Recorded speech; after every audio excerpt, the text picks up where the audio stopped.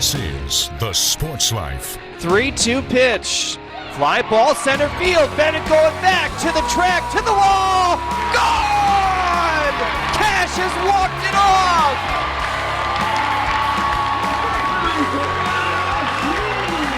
Popped up as she heads on the third base line. Heads into all her teammates hugging her around home plate.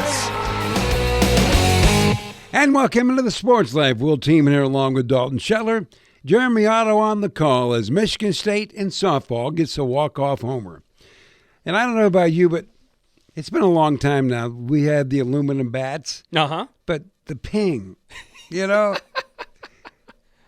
wood sounds better. Yeah, no, that's fair. Very much more nostalgic, we'll put it that way. But nobody imitates a ping like you do. There's no question about it. Well, we have a pretty good show lined up for you today, I think. And one of the things we're going to do, we're going to take a look at the NFL draft that just concluded. 11 of the first 32 were Big Ten players, 71 total taken. And we're going to talk to Jim Miller, former Spartan quarterback in Michigan State, and also one of the key members of SiriusXM's NFL staff in terms of covering the draft and the league in general. And Jimmy always has a pretty good perspective on things. It most certainly does. It'll be great to look forward to. And as we continue on the theme of last week, we had Ant Wright join us, who is a Big Ten men's basketball expert on YouTube and social media platforms, also played at the University of Michigan. We're trying to figure out, what did the teams look like now? The transfer portal has really taken quite a few Big Ten players away, put them in different spots, even in the Big Ten. So we're going to continue that discussion with Ant Wright to find out maybe a little bit more about some of the other teams that we didn't touch last week because there's so much ground to cover, and also covering ground, flipping through the air. How about the Michigan Wolverines? They win the men's gymnastics national championship this season, and the head coach, Yuan Xiao, will join us later on in the show to talk about how the Wolverines got it done.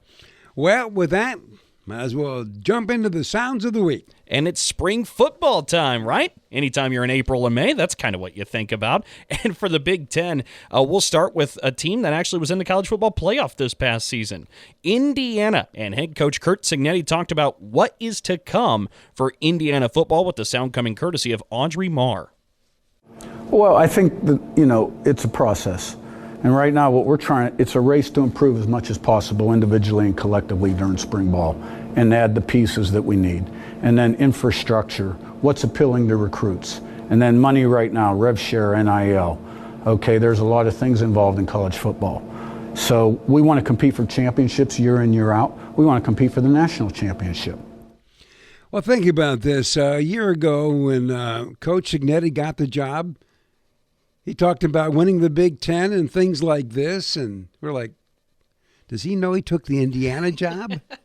So now he talks about race to improve, and he mentions that word, national championship. He's still at Indiana, and you might laugh at that, but I don't think so anymore. Well, they were in the college football playoff. I mean, it's hard to get more proof in the pudding than, he took them there in year one. So we'll see what Curt Cignetti and the Hoosiers can do in the future. But let's head over to the West Coast now, where USC, the Trojans are still trying to kind of find their footing in the new land of the Big Ten. And Lincoln Riley, the head coach, talked about what he has seen during spring football for USC. I think we had a really productive spring. We had a lot of new players, some really interesting position battles that are going on, and it was just kind of fun to watch that evolve throughout the spring. I think we continue to make some strides on the lines of scrimmage. I think that's been a real goal of ours here from day one, and I think throughout the years it's gotten better and better, and I think these two groups on the line of scrimmage certainly have a chance to be the best groups that we've had here at USC from a talent perspective, from a depth perspective, and so that's probably the biggest difference I think that you notice with our football team right now. And also I would say you could certainly feel that it's now year two defensively in this system with Coach Lynn and the defensive staff that we've put together.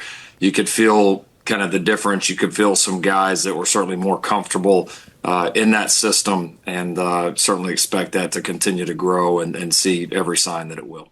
Lincoln Riley, the head coach at Southern Cal. Well, Dalton, the one thing is they had a losing record in the Big Ten last year. So Southern Cal, UCLA, Washington. None of those teams were very impressive. Of course, the other new one, Oregon, they did pretty good. They ended up winning the league. Yeah, but besides that, right? But it's going to be interesting because Southern Cal has this unbelievable football tradition.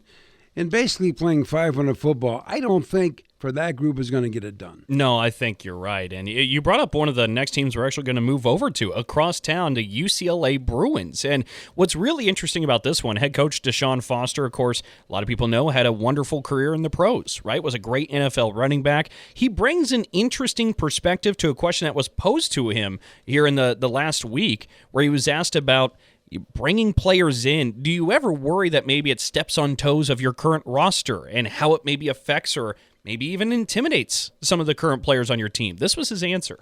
I think they're doing a good job. These guys are out here competing. The guys that are here want to compete. So this is football, and you have to compete. If you want to play at a high level, you're going to compete. Like I've said before, they drafted a running back every year I was in the NFL. So if I tried to leave every time they brought in a running back, then I wouldn't be where I am now. But that's not something that I was worried about, and I have a lot of players that aren't worried about that neither. They want to come out here and compete no matter what happens. If I worried about every time they drafted a running back, what a great line.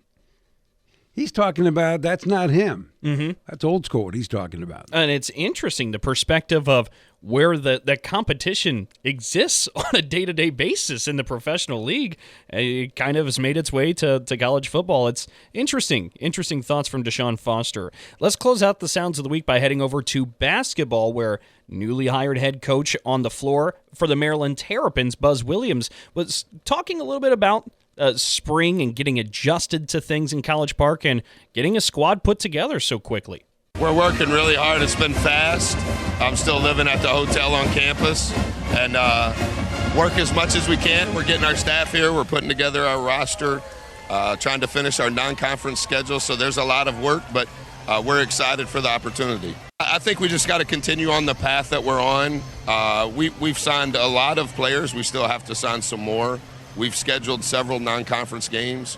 We still need to make a few more. Yesterday, the Big Ten let us know our opponents, Mirror and 1-play and 2-play. And then same with our staff. We've got some of our staff that are here, but we have a few more that we've got to get here. Isn't it amazing? You change jobs and he's got to rebuild a team, rebuild a staff, move a family, and go to work. That's right. That's a lot of stuff at once, isn't it? It sure is. Well, when we come back with more of the Sports Live, we're going to talk about the National Football League draft and how the Big Ten made its impact this season. Helping us with that conversation will be Jim Miller. It's all coming up in just a moment. So, got one for you, boss. Oh, yeah? What's black, white, and dented all over? I give up. The company truck. I know, but thanks to our agent, we've already submitted an insurance claim and can track the status right from the app. Auto owners pays what they owe without any hassle. Lucky for you, that's simple human sense. Ask your independent agent if auto owners make sense for you.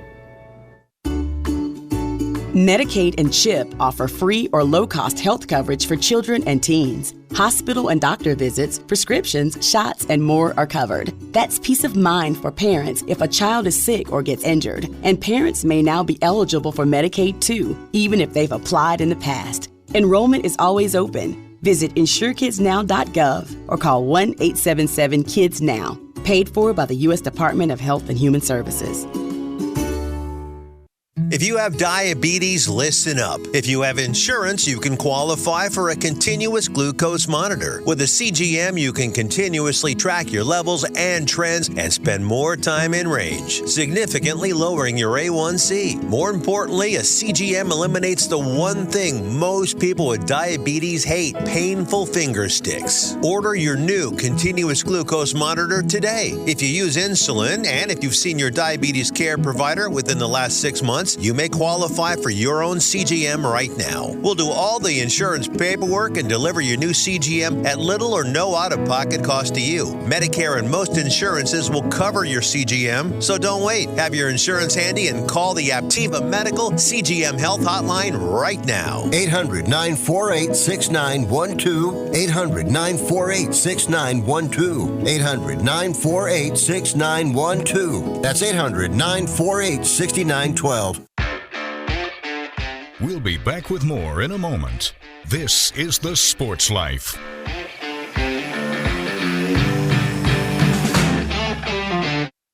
Roxanne Watson is on a mission. Hello, how are you doing today? She wants more people to register as organ, eye, and tissue donors. Are you an organ donor? Yes, I am. Yay. My goal is to sign up the most people in the United States.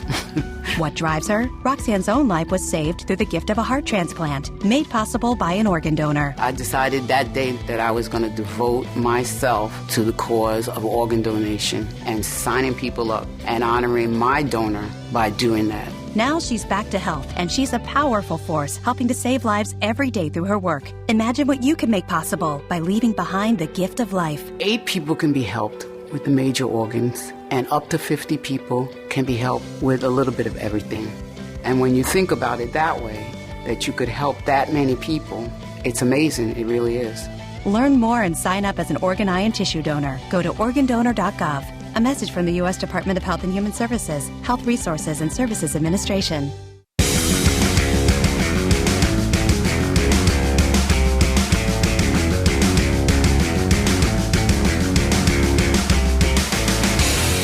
And welcome back for more of the Sports Life. We'll team in here along with Dalton Shetler. Well, the National Football League draft got off to its modest start in 1936 at the Ritz-Carlton Hotel in Philadelphia. And since that time, it has grown into a major sports happening. Well, Jim Miller, former Michigan State quarterback from the early 90s, who played 12 seasons in the NFL and along the way picked up a Super Bowl ring, this year called every pick in the 2025 draft for SiriusXM. Well, Jim, I thought we'd start off by me asking a little bit about the draft in terms of how it affected the Big Ten. When you looked at the type of players taken, the number of players taken, and when they were selected, was there kind of a statement of what the Big Ten looks like to the NFL? Well, yeah, I think just overall in college football, I think it's pretty evident of what the NIL money is doing. I think it's really with how the SEC dominated and how the Big Ten dominated. There are 2 premier conferences, and you're going to see a lot of the smaller conferences. I would say, like, for the ACC and the Big 12, it makes sense for them to merge. They almost have to merge at this point because there's going to be 2 conferences moving forward.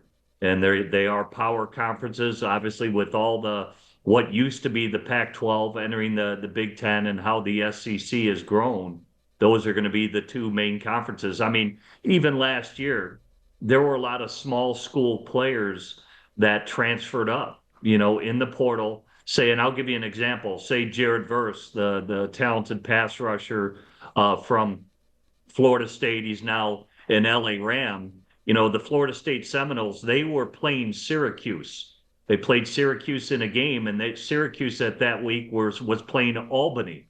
And Jared Verse was on Albany. That's his only scholarship offer that he got, and he had a really good game against Syracuse. And the Florida State coaches said, hey, we need to get this kid. Get him in the portal, and let's get this kid here to Florida State. And obviously last year, Florida State had a ton of kids drafted, from Jared Verse to Keon Coleman, a former Michigan Stater, Will Tiemann, who transferred to where? Florida State, right? So, these things are happening, and there's basically mega conferences out there. There are 2 of them that they're really getting selected out of. And it's unfortunate for, say the historic black colleges that are out there, or the smaller schools that are out there, that they're losing a lot of talent to these 2 top conferences that pretty much dominated the entire NFL draft. Well, Jim, we talk about the trends and how they're kind of changing from that college standpoint of where the Big Ten and the SEC are becoming mega conferences. Are there other new patterns or trends that are happening with the NFL? Quarterbacks didn't seem to be as big this year outside of Cam Ward as maybe in years past. Are there other trends that people should be aware of?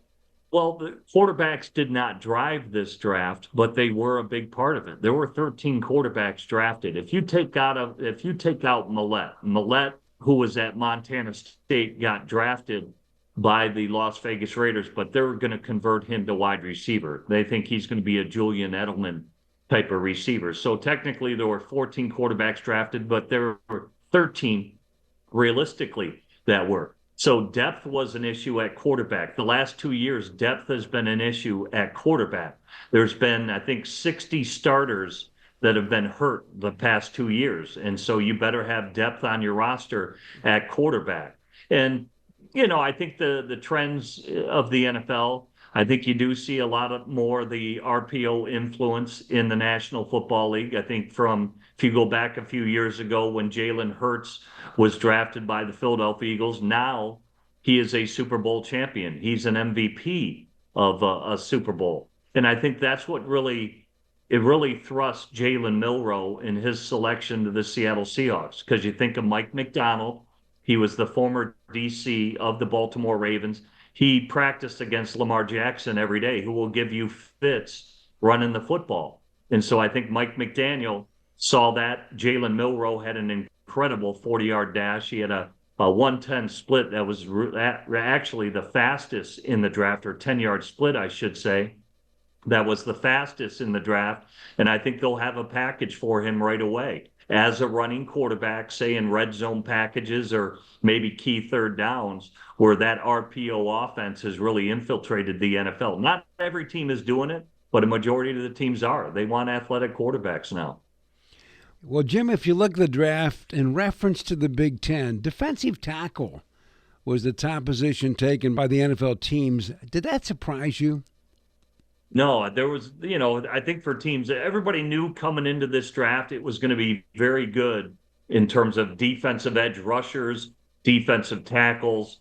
I think tight ends was a very good position to draft. And, of course, running back. Running backs have somewhat been devalued, but they're kind of making a resurgence because it's about supply and demand. There was a ton of supply of running backs this year. I believe 28 got drafted for a position that supposedly is devalued. But D-tackle, obviously starting with the two Michigan defensive tackles, both Kenneth Grant and Graham, were rated very high. Even look at the D-tackle the Detroit Lions took, Tyleek. Ohio State was very well represented on the defensive side of the ball, much like University of Michigan. But you've got to be able to stop the run. And last year, with the resurgence of Saquon Barkley, who rushed for 2,000 yards, I think teams are going back to, hey, running the football is a big part of this game. And as devalued as the running back position had become, I think both Saquon Barkley and I would also add Josh Jacobs of the Green Bay Packers somewhat put the running games back on target. Because Saquon, when you look at Philadelphia last year, their passing game literally struggled all year. Jalen Hurts wasn't healthy, and Saquon literally put that team on his back offensively and ran them to the championship game. Their offensive passing attack got right for the playoffs at the right time, but still, Saquon Barkley was really the driving force. Jim, we've talked a lot so far early here that the Big Ten had a large flavor of this year's NFL draft, especially in the early few rounds. Is there one Big Ten player that you saw drafted and said, you know what, it's not enough coverage for this person. I think he's flying a little bit under the radar. This is going to be a big win for whichever team got him. Well, I think there's a lot of Big Ten players that did that. I think for me, there was kind of some surprises. When you look at Tyler Warren out of Penn State, he essentially is a one-year wonder. If you look back even a year, Theo Johnson was there. I believe it's Cole Strange who got drafted by the Jacksonville Jaguars. Theo Johnson got drafted by the New York Giants. And really, Tyler Warren wasn't a big playmaker in the Penn State offense. And then this year, he kind of bursts onto the scene, and he has 104 receptions. And is kind of a one-man band out there, so to speak. So his meteoric rise was kind of shocking. I'm not saying he's not a good player. I'm not saying anything. I think he's going to be a great NFL player, but you just wonder why the year prior he wasn't featured a little bit more, or why he wasn't utilized more if he had that sort of impact on Penn State this year. Certainly players grow and mature, but really a year's difference. And he bursts onto the scene with 104 receptions when he was really utilized very minimally by the Penn State Nittany Lions. But overall, I think, guys like, the corner from Michigan who fell a little bit in the draft, supposedly it was a knee for Wilson, but he's a really good player at the end of the day. Or Johnson, excuse me. Will Johnson. Will Johnson. He's a very good player at the end of the day, and was surprised that he dropped like he did, because many thought he was going to be the first corner off the board. So the top couple of guys, I was somewhat surprised, because Will Johnson, all indicators, other than his 20-yard shuttle, which was a little slow, that was, if you just put on the tape, he's a really good player at the end of the day. So, Jim, flipping that question you got from Dalton there, who are some of the guys you think that are expected to and will make a big impact as a rookie in the NFL? Well, just out of the Big Ten, you're saying? I mean, Obviously Henderson. Yeah, I'd say Henderson and Judkins, the two running backs, are going to make huge impacts. I mean, I interviewed a lot of players like, who was it? It was the safety for Wisconsin, Hunter Wohler, who I talked to. He said that literally he thought Henderson was the toughest running back he had ever faced. He's a bear to bring down. You kind of physically bounce off him. He said he wasn't prepared for just, I guess, the load that he was bringing and just how hard he was to tackle. And then, of course, the speed. And then I think for Judkins, it's the same result. That player is, granted he split carries with Henderson, but for him to do as well as what he did and to get drafted as high as what he did after transferring into Ohio State says a lot about him. So I think those guys with the resurgence of running backs will have a big impact.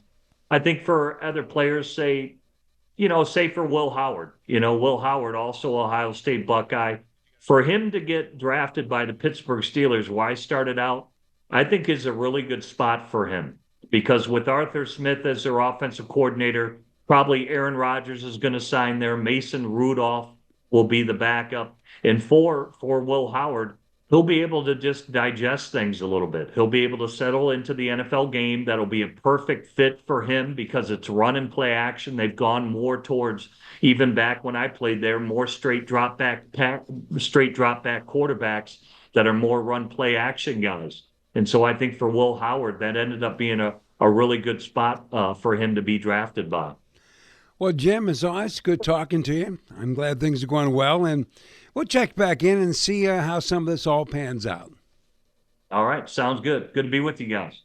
Some of the thoughts of Jim Miller. And as we have said, you can catch Jim weekdays on SiriusXM, the NFL channel, with the show Moving the Chains, which, by the way, is channel 88. Well, when we come back with more of the Sports Life, we're going to talk some college basketball in just a moment. Oh, yeah. Hey, Dad. Did you get a new haircut or something? A new shirt? You're looking good. What happened? A little fender bender? How little? A few days in the shop little. But thanks to Mom and our agent, we've already submitted a claim and can track the status right from the app. Auto Owners pays what they owe without any hassle. Sounds like simple human sense. I'm fine, by the way. Oh, yeah, I was gonna ask. Ask your independent agent if Auto Owners makes sense for you. This is a potter's field. When people can't pay for their funerals, they are buried here. It is a lonely, desolate place, littered with unmarked headstones. No one visits. No one leaves flowers. But it doesn't have to be that way. For as low as $1 a day, you can ensure your family will have the money to pay your funeral expenses. We offer burial insurance plans that pay up to $30,000. Considering the average funeral costs more than $10,000, that's peace of mind for your family. There are no medical exams, your rates won't increase, and your policy cannot be canceled as long as you make your premium payments. Call now to get approved in minutes and ensure your final resting place is more than just a pauper's grave in a potter's field. 800-562-2407. 800-562-2407. 800-562-2407. That's 800-562-2407. Paid for by Final Expense Direct. We all make choices about alcohol. Kids make choices whether to drink or not. Bye, Dad. Remember, I'm going to Alex's party tonight and sleeping over. Hey, Em, remind me about that party again? And adults make choices whether to talk about it. That's true of parents and every other trusted adult in a kid's life. Kids want to know our expectations, and they want honest answers in everyday conversations. So talk with your kids and help lead them on a positive path, because when you talk, they hear you. Learn more at underagedrinking.samhsa.gov. We'll be back with more in a moment. This is The Sports Life.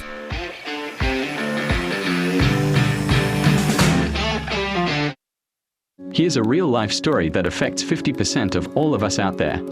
It's called divorce. If you've gotten divorced and now you're struggling to pay your bills and your credit card debts are completely out of control, you need to call this special debt relief hotline right now. We help people with all kinds of money problems caused by different life challenges, a divorce, a job loss, even heavy medical bills. All these life events can sometimes financially stress you out and cause you to get out of control. We help people get their lives back by showing them ways to consolidate and reduce their debt, in some cases for a fraction of what they owe. If your credit card balances are more than $10,000, call us and learn how to reduce your credit card bills and monthly payments now. Here's our number. Paid for by Debt.com. Call now, 800-810-1584, 800-810-1584, 800-810-1584. That's 800-810-1584.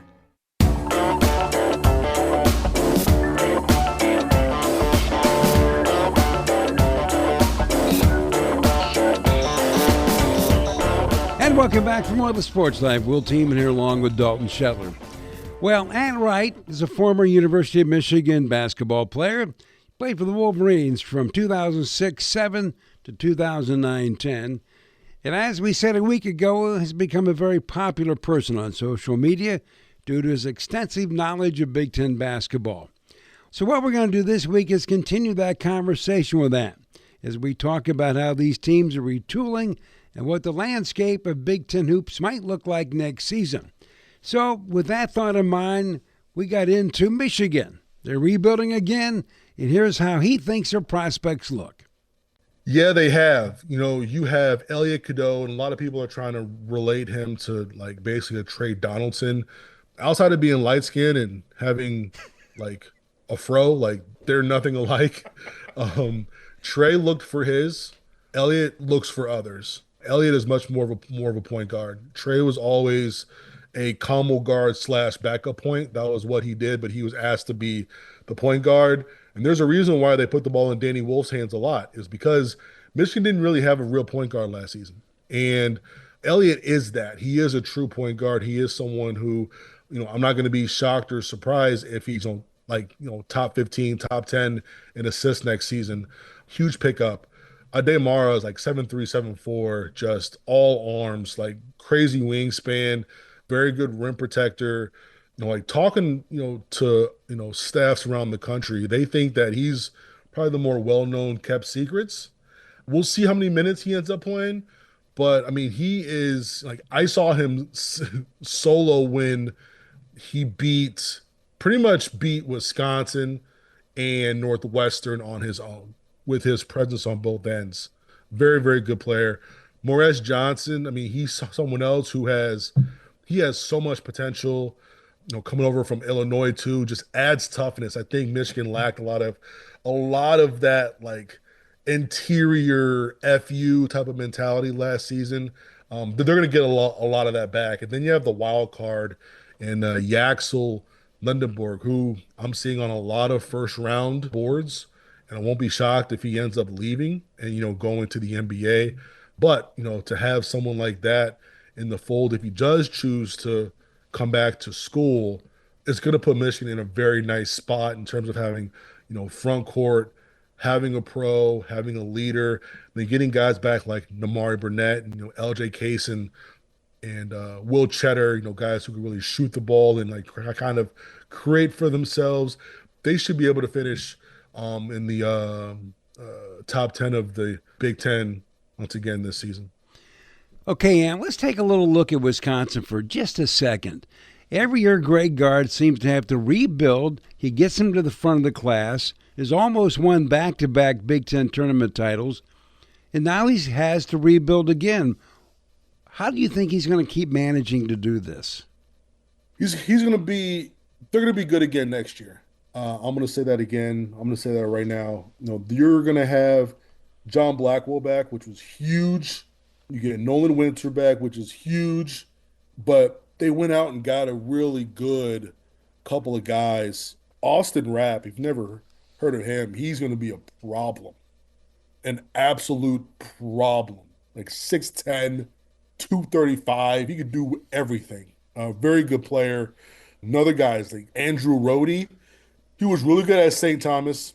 Shot the ball pretty decent down at, I think he was at Virginia. But, he's going to come back to the Midwest here. He should also be good. So Wisconsin's not going anywhere. I don't think one of those things where I keep saying it, but like you got to be able to retain who you need. And then you got to fill the gaps. And you got to patch things up. And you got to make sure that there is a level of depth.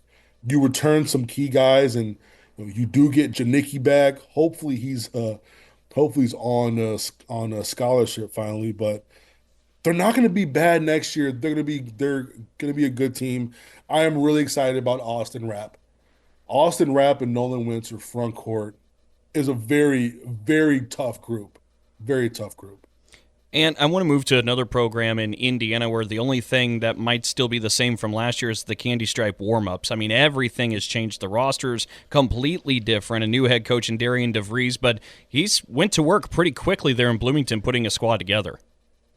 Yeah, really excited about two guys. Tucker DeVries, of course, his son, very good player, 3-level scorer, possible pro, really tough matchup. Like he's all of 6'6", 6'7", 220, 225. Really good ball player. Lamar Wilkerson is going to be the X factor for me. Like, are you going to be able to really show up and play? High level scorer, big body guards. He's about 6'5", 200. Can really shoot it. Can really, really shoot it. Is he going to be able to provide the rim pressure that I think that it's going to need to take for Indiana to really get to that next step? But yeah, he's done a real nice job of getting that group together. They got to get bigger. The interior probably next up in terms of, hey, we got to get some guys here. Who they have right now it's just not enough. But their backcourt is set, in my opinion. Just got to get bigger. Reed Bailey's a good player, but you need more than that. He's the only guy listed right now that's over 6'7". And in this new Trent Stilson's about 6'8", but yeah. And in this new world, where do the Iowas, the Minnesotas, and Nebraska stack up? How did they navigate these waters to get at least to the first division?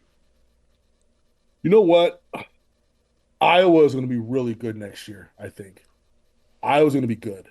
I mean, they just got the kid from Kansas State. They just brought in like 5 dudes from Drake. Now, I know Drake is going from Drake to the Big Ten is quite a bit of a step. Who we basically brought from the D2 to the Drake. But Drake beat some high-level teams. But it's going to be different when you got to play that high-level Big Ten basketball every week, 2 times a week. It's very different than playing some games and then preparing a couple weeks for this big game coming up, or you're in the NCAA tournament where the games can go either way. There's going to be that's one team that I'm interested in and who I believe will finish pretty if they finish in the top 7 or top 8, I will not be surprised. They got this kid named Alvaro Folgueras or Folgeras. I don't know how to pronounce his last name, but he is a really good player. Very good player. SEC schools were after him. Kentucky was after him. And for some reason, Iowa got him. If you don't know the name now, get to know the name Bennett Sturtz. Probably, I mean, people love Braden Smith. I would put Sturtz on the same level in terms of point guard play. And he's taller. He's about 6'4", 185. This team is going to be a problem, an absolute problem. And Ben McCollum is a real good coach. I mean, we're talking about someone who understands pace and tempo, and you're going to play his way, and you're going to have to beat him his way. And they're going to be a very tough out. And if they can figure out the first couple months on how to play together and how to play at this level, I'm serious. Seeing them in the top 7, top 8 of the Big Ten will not be a surprise to me. Well, Ant, we've talked about Darian DeVries, and we've talked about Ben McCollum now. Let's move to Buzz Williams, because the Crab 5 is gone in College Park, but I think Buzz has brought 4 Aggies with him from Texas A&M to College Park. What do you expect from Maryland in year 1 in the Buzz era? You know what? Even before Buzz was even hired in, I was like, you know what? You get with Buzz Williams, you get an extremely high floor. The ceiling is not that high, though. But you're going to get guys who work extremely hard. They're going to come at you all the time. They're going to have athletes, and they're going to bring toughness, and they're going to bring consistency. And, that's going to be – Maryland's going to be a tough place to play because they're going to play at that level all the time. And I believe it was 3 years ago, he had them like top 3 in the SEC. They were like 17-3 or 18-2 or something crazy. And they were able to do that with, they didn't have these amazing pieces. Like, yes, they had Wade Taylor, but I mean, he's doing these things with very, I'm not going to say average, but there are no like real superstars on this team. Now, Pharrell Payne comes back to the Big Ten. He's immediately one of the better bigs in the league. Pharrell Payne was at Minnesota. But, he's someone else who's done a really nice job of going out and getting his guys. He's got Miles Rice. He's got, Coit from Kansas. I mean, this is going to be just another tough, gritty team who could really play defense. Some interesting observations about the upcoming Big Ten basketball season from Ant Wright. Well, when we come back, we're going to talk to the man who's led Michigan to a national championship in gymnastics. Coach Xiao will join us in just a moment. So, got one for you, boss. Oh, yeah? What's black, white, and dented all over? I give up. The company truck. I know, but thanks to our agent, we've already submitted an insurance claim and can track the status right from the app. Auto owners pays what they owe without any hassle. Lucky for you, that's simple human sense. Ask your independent agent if auto owners make sense for you. If you served honorably in our nation's armed forces and you're looking for a way to continue serving your fellow veterans in your community, then join AMVETS. AMVETS members volunteer millions of hours at VA healthcare facilities from coast to coast, helping to improve the lives of their fellow veterans through the VA Voluntary Services Program. AMVETS posts and departments also participate in a wide variety of community service projects. If you no longer wear the uniform today, you can still serve through the AMVETS by joining today at amvets.org.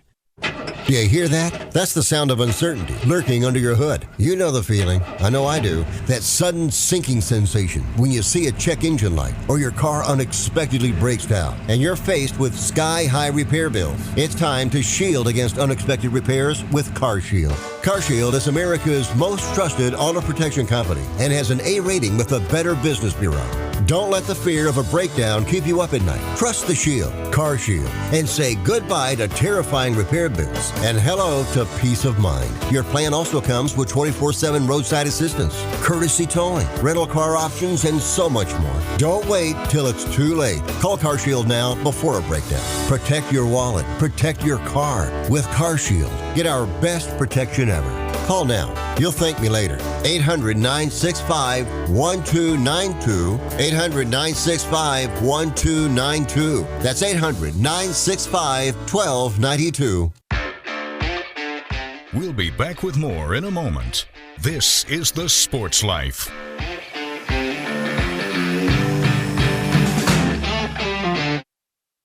Did you receive a call or message that mentioned Social Security and demanded immediate action? Did the caller know your Social Security number or other personal information and tell you that your Social Security number had been used in connection with the crime? Did you feel worried that your Social Security number might be suspended, your bank account might be frozen or seized, or you could be arrested? That is not the Social Security Administration. Social Security will not threaten you, demand your personal information, or instant payment, email or text you pictures or documents, or use a real government official's name to gain your trust. Social Security does not accept payments by gift card, prepaid debit card, internet currency, or by mailing cash. Criminals use these forms of payment because they are hard to trace. Do not be fooled. Hang up. Ignore them. Report this criminal activity to the Social Security Administration Office of the Inspector General at oig.ssa.gov. Produced at U.S. taxpayer expense.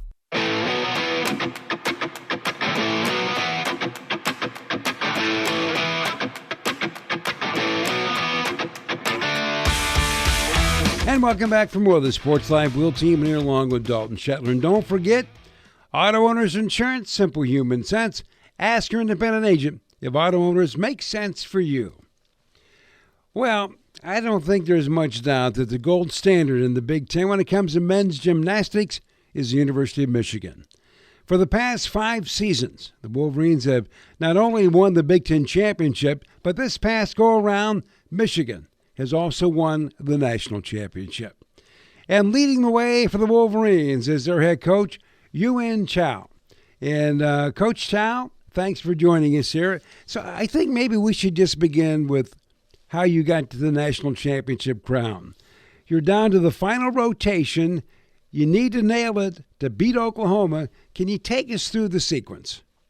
In our sport, we are just scoring and every 10s count and every 10s count for our sports. So we by winning, Stanford by 0.0131 and very close. And 161. Yeah, so very close. So any step you take is 110. If you had a bigger step more than your shoulder, that was a 3/10. That's we are winning.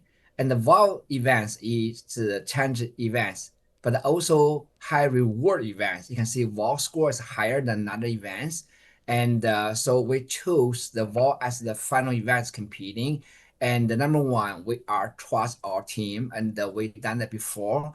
And also Paul is winning the national champion and as all round and the NSA events. So that's he mentioned to me, and whether we are pick the people starting fish on ball and high risky but high reward. So we can see, and we had 2 guys stuck on ball, and everyone did above the 14 around that range. So that's here our national champion. And when I believe in the moment, I was just I trust God. I just feel trust God, and we do all our preparation at the gym every day. We're working for the landing, sticking, and even last 2 weeks, I mentioned to the team, it's required every vault guy do 15 landing stick in 2 weeks. So the guys did at the gym. They treat that landing stick seriously. That's why we had a 50% landing stick on the ball, and we went over the Stanford, and that's what I hope. I just leave everything for the guys, and the Fred Richard come to me said, "Coach, you got this," and gave me the punch, and I just feel the confidence level at the last events that they're so close, and that they are actually so confident.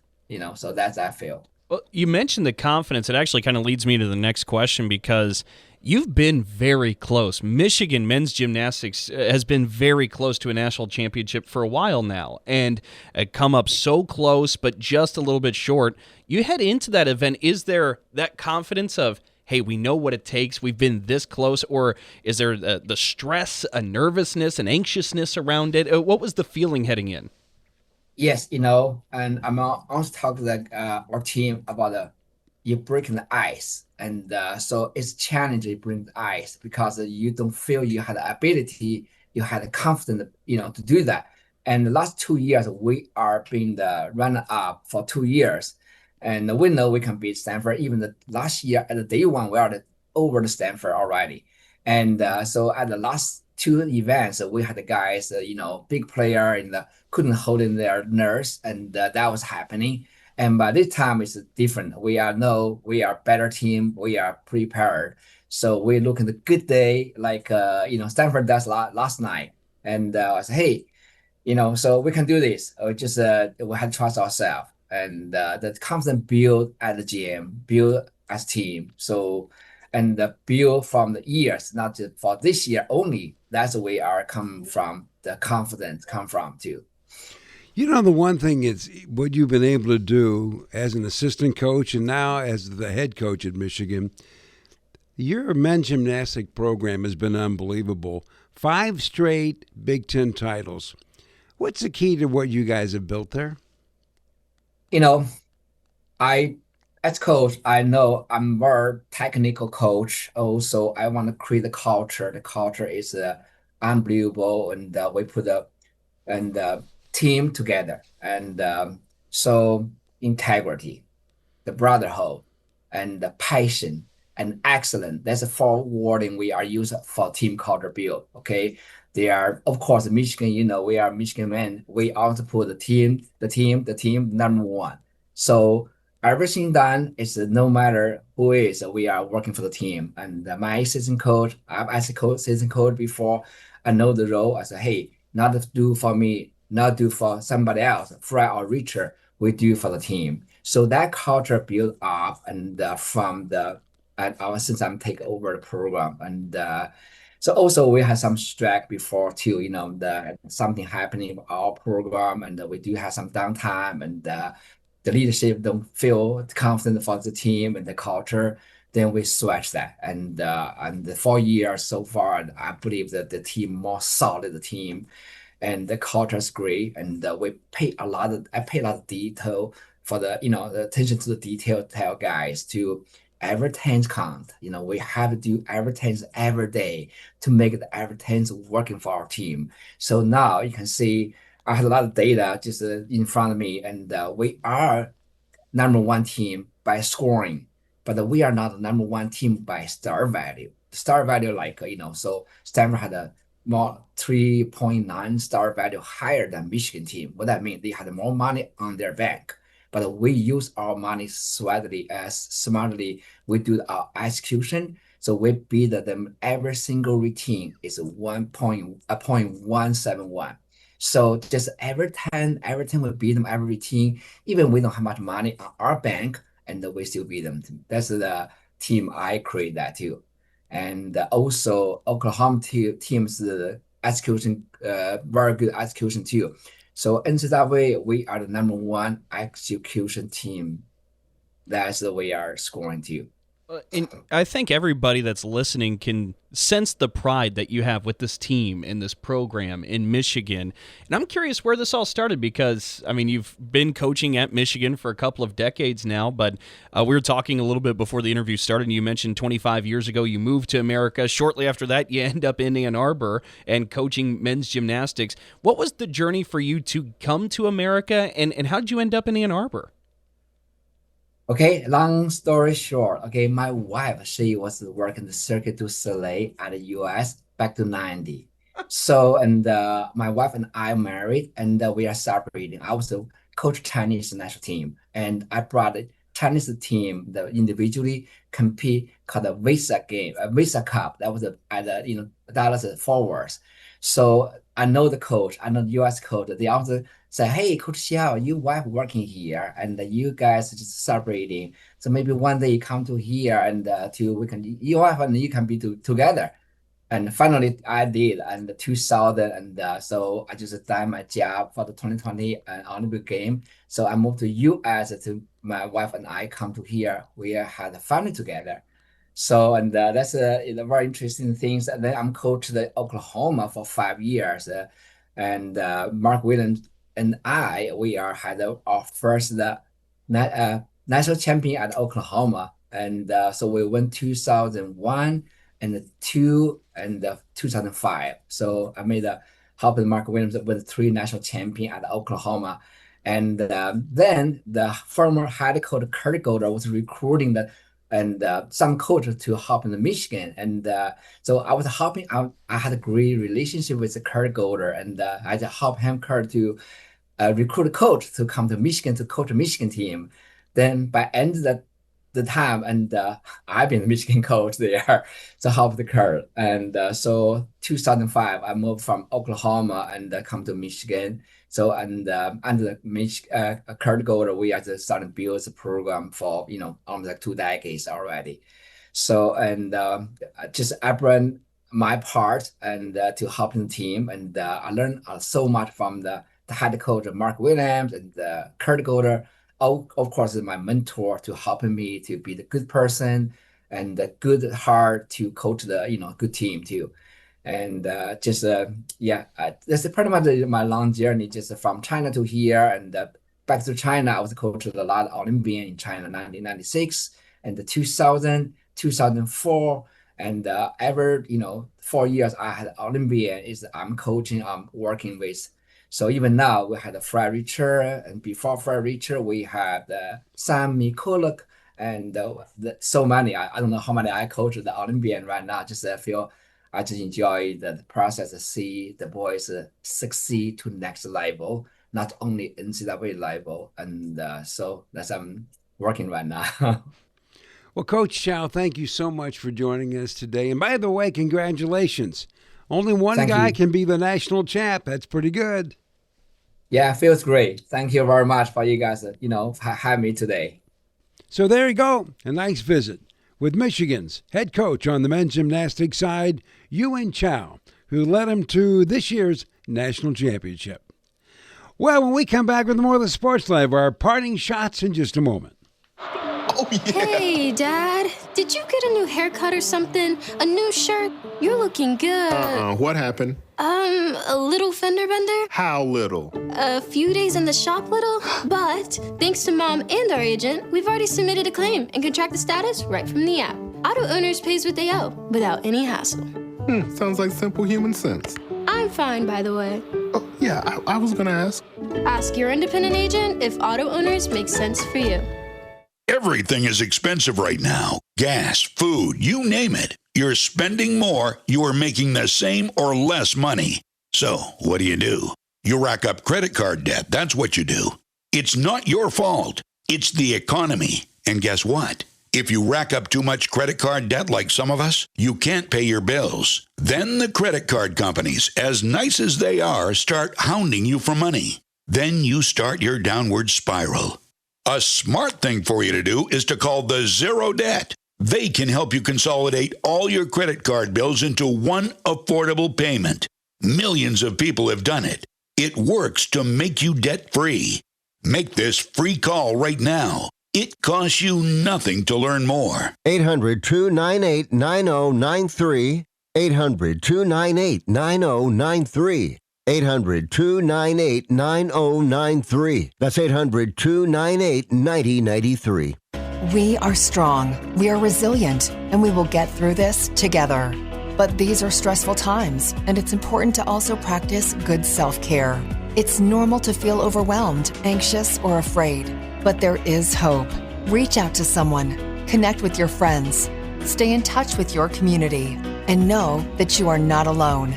Learn more at wearebroadcasters.com/hope. Furnished by the National Association of Broadcasters and this station. We'll be back with more in a moment. This is The Sports Life.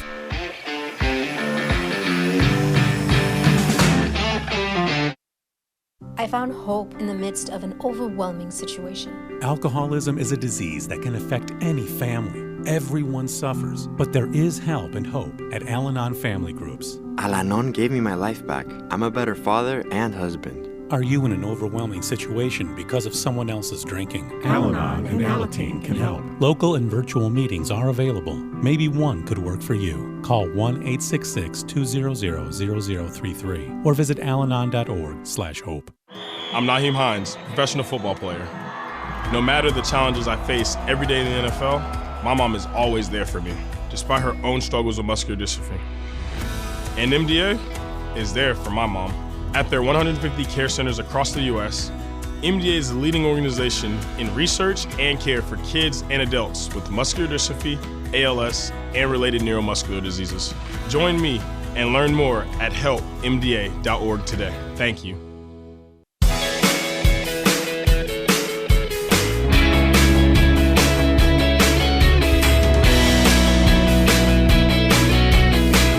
And welcome back for more of the Sports Live. Will Tiemann here along with Dalton Shetler.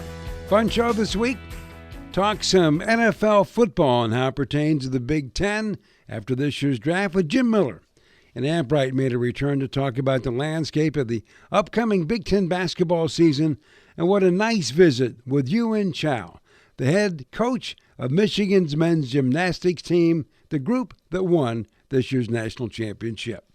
So with that, Dalton, we have now worked our way to our parting shots. That's right, we have. And by the way, a reminder, make sure you follow us on Twitter or X at SportsLifeNow. That's again at SportsLifeNow. We'll have all those interview pieces and the entire show posted right there for you to listen to. But for my parting shot, I actually wanted to take a look at a trend that's happening a bit in college basketball. Because look, college athletics, as we know, it's pretty messy right now. It feels pretty lawless a lot of times. It doesn't quite seem clean. But maybe one of the good things to take away from some of the recent change, and this comes from @DraftExpress on Twitter or X, who covers the NBA and stuff leading into the NBA draft quite a bit, mentioned that this year there were only 106 players that entered the 2025 NBA draft. That's the lowest number of early entrants since 2015, and it comes down from a peak of 363 entrants in 2021. One of the big schools of thought is that because now that there's NIL and compensation for players, that they're deciding, as they continue to test out what the market value is, maybe it's more lucrative and better for them to be in college basketball. And I think from a landscape standpoint and fans of college basketball, Will, it's great to see some of these stars actually maybe stick around for a little bit longer, allow fans to grab on to them for a little bit longer, let their careers play out. Look, there's still a lot of messes in college athletics, but maybe this could be one of the good byproducts of the situation. Did you ever think you would say something as crazy as, you make more dough staying in school? That's right. That's where we are today. Yep, we sure are. Okay, my parting shot goes back to the National Football League draft and our conversation with Jim Miller. Okay, we mentioned earlier on in the show that the first NFL draft was way back in 1936, okay? Dalton, can you tell me who the first player ever drafted was? Oh, 1936? I'm afraid I can't. Well, I'll give you a hint. He was a Heisman Trophy winner as well. First one in that category, too. Jay Berwinger from the University of Chicago. Okay? Wasn't going to have that one. Maybe not. Okay. So think about this. Way back, the owners of the National Football League franchises had a pool of 90 players to pick from. They took 81 of them, but only 24 played in the league because it didn't pay enough. For example, Jay Berwinger, the number one football player in all the land, never played in the National Football League. He passed on being the first pick to be a foam rubber salesman. Thought it paid better. Maybe I would have been able to answer the trivia had he been in the league, but, foam rubber sales, they're skyrocketing. Better than being the best player in pro football. Well, with that, that's a wrap for this week's show. And as always, I appreciate you joining us. And we should also note that you can find us wherever you find your podcasts, like SoundCloud, Spotify, and Apple. And make sure to check us out and hit subscribe. As always, thanks to the Big Ten Network. The Sports Live is produced by Dalton Shetler and assisted by Owen Cronin. Our executive producer is Wendy Hart. So on behalf of Dalton Shetler, I'm Will Tiemann, and thanks for your time.